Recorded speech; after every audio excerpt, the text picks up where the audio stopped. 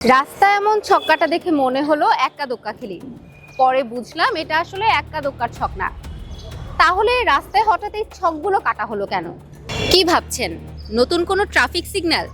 আপনাদের মতো যারাই এখানে আসছে তারাই ভাবছে এই ছকগুলো আসলে কেন, কি হবে এখানে।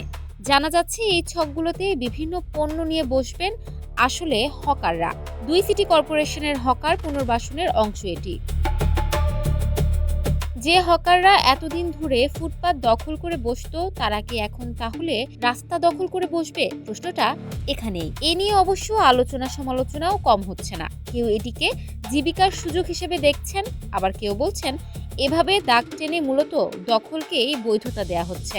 মানে এটা তো গাড়ির জায়গা, এখন যদি হকার বহাই দেয়, এই যে হাজার হাজার গাড়ি এনতে রয়েছে, এই গাড়ি কই দিব?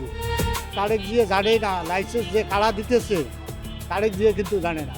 সরকার লাইসেন্স দেয়, এই ফুটপাতে দোকানদার, এই রাস্তার মধ্যে দোকানদার করা সরকার দেয়।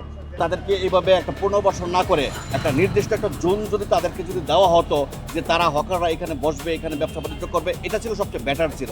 আর এখন এই সেম রাস্তার মধ্যে দেখেন আরও এক ধাপ বাড়িয়ে আপনি যদি দেখেন হকাররা হয়তো এতটুকু পর্যন্ত বসতো, মাঝখানে একটু লেন ছিল গাড়ি চলাচল করার জন্য, এখন দেখলে আরেক ধাপ বাড়িয়ে এই লেনটা করা হয়েছে। ছোট্ট একটা পরিসংখ্যান দিই, রাজধানী ঢাকার যানবাহনের গড় গতি ঘন্টায় 5 কিলোমিটারের কম, অর্থাৎ একজন সুস্থ মানুষের হাঁটার গতির প্রায় সমান। আবার রাজধানীর মানুষ যেহেতু বেশিরভাগই কর্মক্ষেত্রের আশেপাশে থাকার চেষ্টা করেন, বলা যায় পায়ে হাঁটা পথের দূরত্বে, অর্থাৎ এখানেই চলাচলের সবচেয়ে বড় মাধ্যম হওয়ার কথা ফুটপাত। কিন্তু অবাক করা বিষয় হলো ঢাকার মোট সড়কের পরিমাণ 1293 কিলোমিটার, এর মধ্যে ফুটপাতের পরিমাণ মাত্র 400 কিলোমিটার। সেই ফুটপাতের অধিকাংশ অংশই থাকে হকারদের দখলে। রাজধানীর ফুটপাত দখলমুক্ত করতে দীর্ঘদিন ধরে অভিযান চালিয়ে আসছে ডিএমপি ও সিটি কর্পোরেশন। তবে পুনর্বাসনের কার্যকর পরিকল্পনা না থাকায় উচ্ছেদের কিছুদিন পরই আবারও ফুটপাত ও সড়ক দখল করে বসছেন হকাররা। কিন্তু প্রশ্ন হলো, আদৌ কি এই হকারদের পুনর্বাসন করা সম্ভব?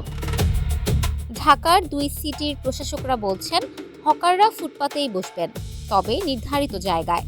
দেয়া হবে ডিজিটাল আইডি কার্ড, স্ক্যান করলেই বের হবে পুরো তথ্য। নিজের বরাদ্দকৃত জায়গাতেই বসতে হবে, দিতে হবে নির্দিষ্ট ফি। এছাড়াও জায়গা ভেদে নির্ধারণ করে দেয়া হবে সময়, নির্দিষ্ট সময়েই করতে পারবেন ব্যবসা।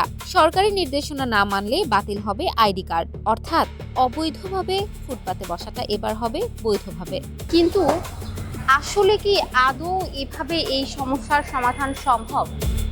প্রথমেই কি ভাবা উচিত না এই হকারগুলো আসলে আসলো কোথা থেকে বা আসছে কিভাবে? হকার উচ্ছেদ প্রশ্নে আপাতত নাগরিকরা খুশি, কিন্তু এই ফুটপাত কি তারা রক্ষা করতে পারবেন? কিংবা ঢাকায় এত হকার কোত্থেকে এলো, এই প্রশ্নের সমাধান না করে কিভাবে হকার পুনর্বাসন সম্ভব হবে বা কতটা টেকসই হবে, তাই এখন দেখার বিষয়। রাষ্ট্র হাজার হাজার গাড়ির পার্কিংয়ের জন্য যেমন জায়গা করে দিচ্ছে, ঝালমুড়ি, ফুচকা কিংবা দরিদ্র নিম্ন মধ্যবিত্তের এই প্রয়োজনীয় কেনাকাটার জায়গাকেও কি সেভাবে নিয়মতান্ত্রিকভাবে পুনর্বাসন করবে?